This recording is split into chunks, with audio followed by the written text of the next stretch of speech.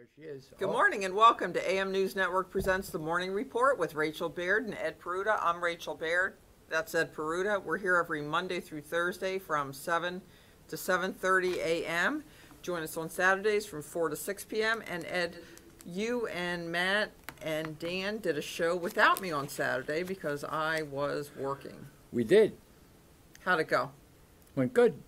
So last night, and I saved this story for the show, you asked me what had happened last night. The trash gets picked up on Mondays where I live, so we take the trash cans out on Sunday night. And at about 9 o'clock, I thought, well, let me take out, the trash in the trash barrel in the house right now, just to make sure all the trash is out of the house. So I was walking down, my driveway, which is kind of long, to the street. And as I was walking back up, it was dark already. Has anybody noticed that summer seems like it's almost over in Connecticut? It's weird. It's getting darker earlier. It's cool out there. And my neighbors, who just got back from vacation, were sitting on their front porch, and they leaned over and they said, Rachel, you need to get back up into the house because a bear just went down our driveway. Your driveway? No, their driveway. Their driveway. And so all of a sudden I got freaked out and started screaming, and I felt like a bear was chasing me already, so I started screaming and went racing up the driveway. And the thought crossed my mind that sometimes the dogs are out on a chain or whatever, and what if a bear came by? They wouldn't even be able to run from the bear because they're on a chain, so I'm going to start taking bigger precautions around my house regarding the dogs when they're out, because I don't want them to be defenseless if a bear. And you're carrying all of those scraps of food in the bag down to the barrel, and the bear's looking for food. That's very true. I thought of that. But anyway, so that's my story. This is an interesting story because we've talked about this on the show before, and I predicted that in the future, when babies are born, we're going to start chipping them. And every human will have a chip eventually to know where they're at all times. And what does this say? Chipping your employees. A company is implanting microchips in its workers. Have you read that article? I read part of it. Okay, what company is it? It's a company out in the Midwest. Oh, and how do the workers feel about that? 3 Square Market. Oh, do they do the credit card thing on your phone? A Wisconsin vending machine software firm offering to inject microchips into its employees so that they can open office doors, log into computers, share business cards, and even buy snacks with just a wave of the hand. How much different really is that from carrying a phone around all the time? Well, it's a matter of degree. I can shut the phone off and leave it home. How many people do that? Nobody does that. People, in fact, when you do that, you panic. The question is, can the chip be hacked? Of course. Of course. It's pretty dangerous if you think about it. If you think about it.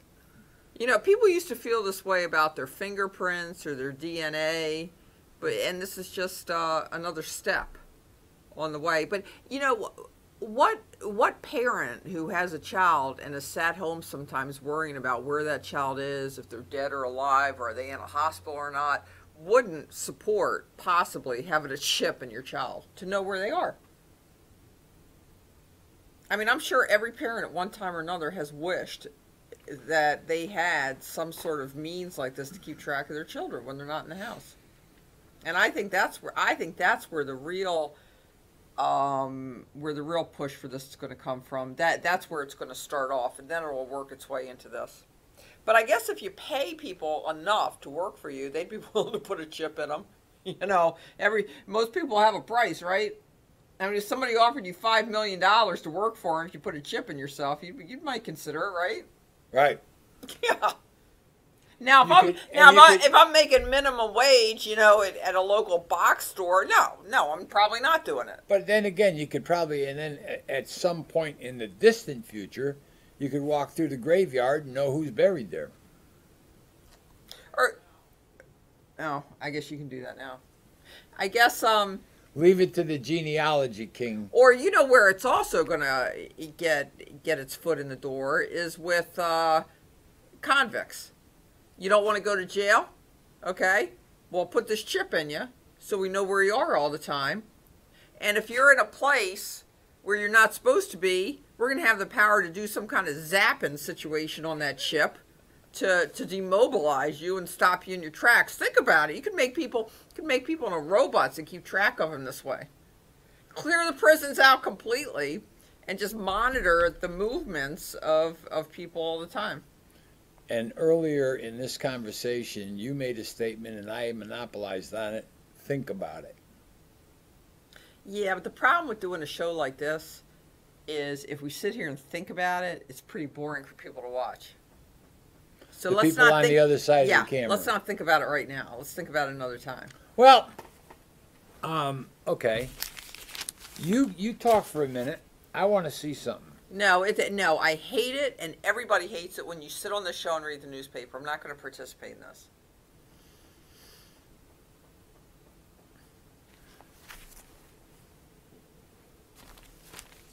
What? Did I hear you read an article in the front page of the Waterbury Republican about a serious accident involving a car with 8 kids in it? Yeah. How do you get 8 kids in a car? Well, you were a kid once. Come on. You can get 8 kids in a car, unfortunately. Now, they've passed laws to try to prevent that from happening because everybody pretty much knows 8 kids in a car is a formula for disaster. And I can guarantee that there's a couple of laws that were violated there, but just because laws are on the books doesn't mean people aren't going to do it. And young people are young, and by the grace of God, all of us made it through that time when every one of us could have been in a situation like that at one time or another, and not, which would result in us not being here today, and it's terrible. You know, I read about, and we're talking about a crash that occurred in Plymouth, Connecticut, which isn't far from here. 8 kids in a car, 8 boys, Watertown students. I heard boys. I did. Here. Why do I think that there was a girl from Plymouth killed in a car accident? Well, it definitely wasn't this car because there's the person that was killed. So I don't know why you think that. It doesn't really matter because we're talking about this instance, you know? But what were we talking about instead of what you're thinking?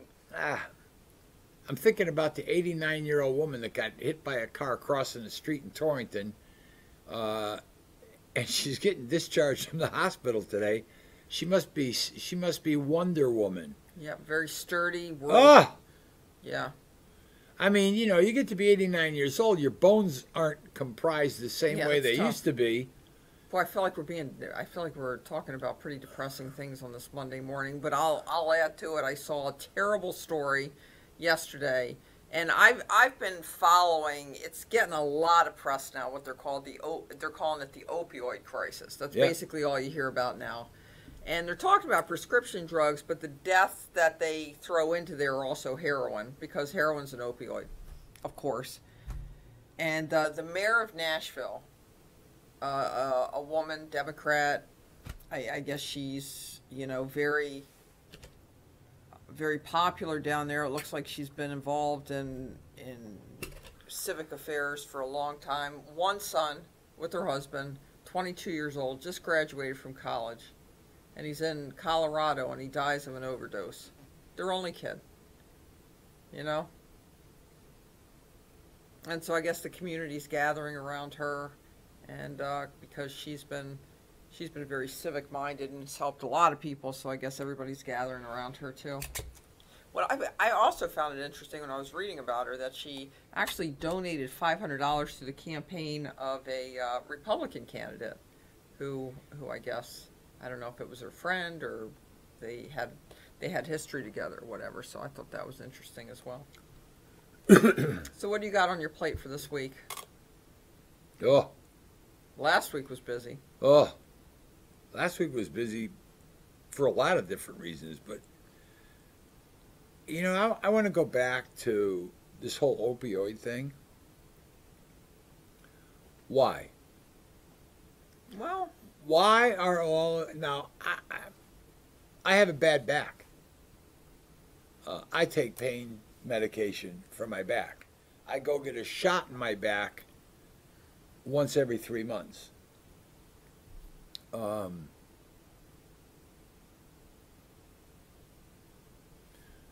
opioid addiction, overdoses, heroin, fentanyl. I mean, why? There has to be something missing in that social, economic, whatever it is, group. You know what? There is no group when it comes to that. The group is mankind when it comes to that. Okay, then there is something now. There is something now missing in mankind. But oh, I hate this. I hate this when we act like things are different now than they ever have been. There have always been issues like this in mankind. I mean, look at the opium dens in China. These things have always existed. They used to prescribe cocaine. I think, yeah, in the late 1800s. And I think people used to look at it in a much colder way, where it wasn't looked at as a crisis. It wasn't looked at as this. It was just a fact of life. And some people chose it, and some other people didn't. But progress has made us want to solve problems, and sometimes problems are impossible to solve for one reason or another because of our humanity, and that could be the difference. But I don't think anything's changed over time. I think people have always sought ways to escape or to expand or to cure or to relieve or to medicate. I mean, these things have been around forever. But, you know, in a technological society where you have equipment and you have cars and you have all these kind of things, where when people do those kind of things and these dangerous mechanisms are available, then it becomes more of a societal issue that affects everybody and not just the person. You really begin to understand that society is changing. Dan was sitting there before the show holding on to his smartphone saying, you know, I take pictures and document everything now. Screenshots, save this for historical or memory purposes, you know. Well, I know he documents the dogs a lot. He does. Keeps track of the dogs. And, you know, I drive my car down the road now, and I have these little things in the rearview mirrors that tells me if the car's in my blind spot. I don't have to turn my head to look. When I'm backing up to park, I can look in a monitor in the dashboard and see where I'm going backwards. Let me ask you this question. It's more along the lines of legal stuff. We'll move into the legal portion of our show now. Curtilage. What does curtilage mean to you? Well, if you had told me curtilage prior to my knowing what it means, I would have thought it was something like cartilage in your body, but it was curtilage in your body. Or when milk goes bad. Yeah, the milk is going through curtilage. You know, that's what I would have thought. Yeah. So everybody knows about the Fourth Amendment as it applies to your house, right? Your house is sacred, private, blah, blah, blah, blah, blah. How about your porch? How about your yard? How about your driveway? How about the portion of the road near the street? Is this subject to Fourth Amendment privacy? And there is a whole line of cases out there about this that go every which way, that don't stay on a straight path. And I think that the one that I remember the most, and it didn't use the word curtilage, was the police officers with the drug dog going up onto the porch of the house. That's not a going recent in the one, house. yeah. Florida v. Jardines. It was a recent one. And they said, no, you can't go up there. You can't go up on the porch and then have the dog sniff the drugs in the house and then use that as probable cause to get in the house, because the mere fact of going into the yard is a violation of privacy. But there are now listen, people may want to take note of this. There are a whole lot of factors that a court will consider whether the outside of your home is subject to Fourth Amendment privacy. How private is your yard? Do you have a fence? Do you have bushes? Can people see your yard from the street? Can people see your backyard from the street? In other words, the more private you make your yard, the more Fourth Amendment protection your yard has. I did not know what curtilage was, but let's give a layman's example of curtilage. Curtilage is the area of your property outside your house, but within the boundaries of your property. That's good. That's a good definition. In other words, it's not your neighbor's yard or the woods in back of you that belong to somebody else. It's take your blueprint or your survey of your property, and you got your property line. Everything inside there is curtilage, Well, it depends. except the house. Everything inside there is potentially curtilage, depending on the fat. There's like factors that go into determining whether it's curtilage. Whoa. So you're telling me curtilage is only the areas that can be searched? Curtilage is everything. The question is, do you have the right to search within the curtilage? But curtilage that's what it's called. The area is called the curtilage. The question is, can you search that curtilage? And there are factors that have to be taken into consideration as to whether or not you can enter upon the curtilage and search the curtilage. Or is it only curtilage if it's protected by the Fourth Amendment? And if it isn't protected by the Fourth Amendment, then does it not fall under curtilage? Well, we gotta find that out. Let me and see you know what? I have a feeling that by tomorrow I will know the answer to that question. Let me give you the example of what I think. Man owns a piece of property, and he resides in the house on the property. And he also owns a piece of property on the other side of the street that does not have a house on it. Well, the property around this house on the house side of the street is curtilage. The property across the street that doesn't have a dwelling on it is not curtilage. It's just property. I believe that would fall under the other doctrine called the open fields doctrine. Right. Now, when I first started to get involved and didn't know what curtilage was, I had a friend, female, who was an animal control officer, and she was talking one day about what she was going to do that day.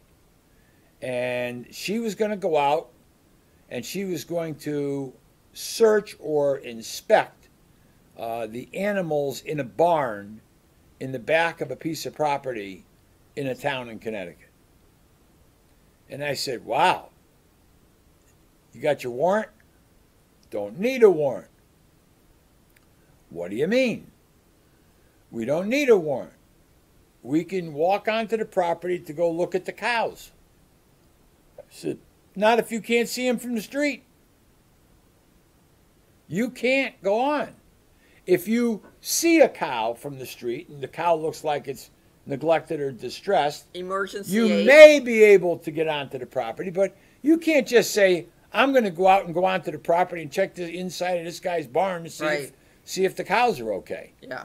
And now I didn't know the word curtilage, but that's curtilage. You know, you can't go there. Stay out. Get a warrant. Okay? There's probably the definition of the word curtilage. Oh, God, I bet it is. Well, I'm very thankful for that. So. Should we get it? Yeah. Yes, sir. Hey, good morning out there. How are you? Good morning out there. Doing good. I have my handy-dandy Barron's Law Dictionary. Okay. Go right ahead, Gary. And you did send us a definition of shall. Yeah, I sent you a definition of shall out of the 1891 Black's Law Dictionary, 8th edition. And you posted it on Facebook. Yeah. Okay, go ahead. And curtilage. Going to shall now. It can mean may, but there's a prerequisite for it to mean may. The current definition, they've kind of eliminated that prerequisite that might convert a shall into a may. And what is it? What is it? I'm not. Well, right now I'm going to focus. I'm going to tell you what curtilage is. Okay, go ahead. Curtilage, at common law, the land around the dwelling house. A piece of, quote, a piece of ground within the common enclosure belonging to a dwelling house, comma, and enjoyed with it, comma, for its more convenient occupation. So that's basically outside the house to the perimeter of the property. Right. So Or if you, by enclosure, I think they mean like a fence. If you have some kind of fence or hedge or purple posts or whatever that delineate your property, then you have a more legal foot to stand on as far as curtilage. Right. So is it curtilage? Is curtilage defined as the area around your house, or is curtilage defined as the area that's subject to Fourth Amendment protection? Because they may not be the same. You got it backwards. At common law, the land around the dwelling house. Okay. Okay. Oh. So in fact, the first part of that, it doesn't say anything about having a fence or enclosure. But on California's trespassing laws, there is a requirement or kind of a distinction between enclosure and non-enclosure. There is in Connecticut too. Yeah. If you jump over a fence. It helps if you buy a tract home in California and you put a picket fence out around your yard. Then where there's a gate, then that might help you in a legal sense. Curtilage becomes more defined and protected the more it is enclosed or protected. Right. And I know exactly what Rachel's talking about. There is a client, there is a house, there are trees that you can't get through the trees. There's a fence that you can't get through the fence. There's a stone wall in the back of the house that you'd have to jump up to get into the house. Well, there's a great case in Connecticut. I think it's called Harris v. O'Hare, and it's in New Haven, I believe, and there was a fence around the house, and there was a dog inside the fence. And there were reports, it's a high crime rate area, the people have guns in the house. This where they shot the dog? Yes. Hartford. Oh, Hartford? Oh, you're right. Hartford. High crime rate area, people in the house have guns. And so the police used the Fourth Amendment exception of exigency. And they went over the fence and they shot the dog. Yeah. And they lost in the district court, and they went up to the Second Circuit, and the Second Circuit said, you know what, just because it's a high crime rate area, stop saying that. Stop using the excuse of it's a high crime rate area to get away with whatever you want to get away with, number one. And just because there was some sort of tip that there were felons in the house with guns, that does not make it an exigent circumstance where you were allowed to go over that fence into the curtilage and shoot the dog. And so the police officers were held liable for shooting that dog in front of the kids, by the way. And they got, what, $800? I forgot. They got a good amount of money. You got a sizable award. Yeah, so that is a really good case in the Second Circuit for us right now. I have shall. Okay. This is a photocopy out of Black's 1891 Law Dictionary, 8th edition. The first definition is has a duty to. Semicolon, more broadly, comma, is required to. The requester shall send notice. I'll skip to the second. Second definition, should. Parentheses, as often interpreted by the courts, in parentheses. All claimants shall request mediation. Third definition, may. Example, no person shall enter the building without first signing the roster. And then then it goes on, it says, when a negative word such as not or no precedes shall, parentheses, as in the example, and as in the example in angle brackets. I'm not going to go to that one. The word shall often means may. So if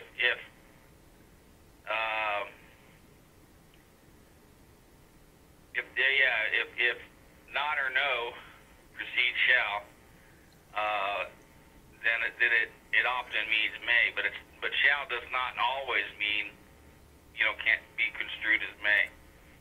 Next sentence, what is being negated is permission, not a requirement.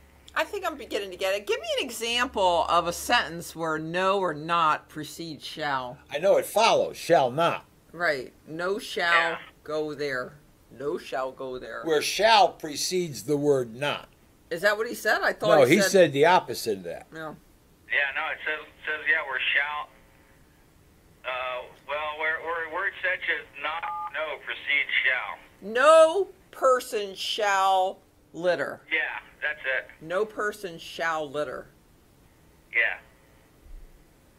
Got it. I don't really have it. I have to think about it. But The fourth definition is will, as a future tense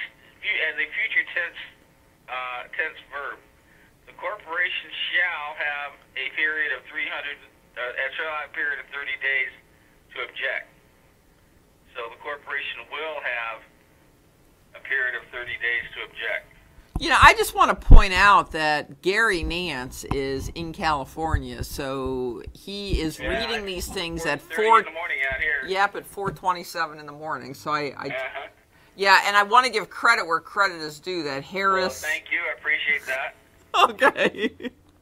Loyal viewer.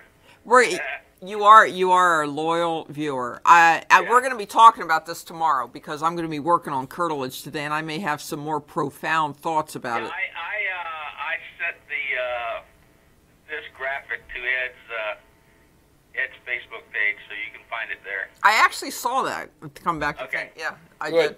You have a great Monday, okay, Gary? You too. Y'all take care. Bye-bye. Bye. Yeah, there's some great... Now, I got to tell you something. Yeah. Thank you, Gary. He's up at 4:30 in the morning? Yeah. And he probably got up at 4 Yeah. to watch the show? Uh-huh. I've been up since 4 here. Well, he may have gotten up for other reasons and just fit the show into his schedule. Well, yeah, I get up to piss. God knows what Gary Nance does out there in California. Well, I can tell you what 68-year-old males do in the middle of the night. Okay, and with that, They try not to everybody stub have their a toe. great Monday, and we will see you tomorrow, Tuesday, where we will be continuing our conversation about curtilage. So if And anybody has any thoughts, urinating in the middle of the night. take care. Bye.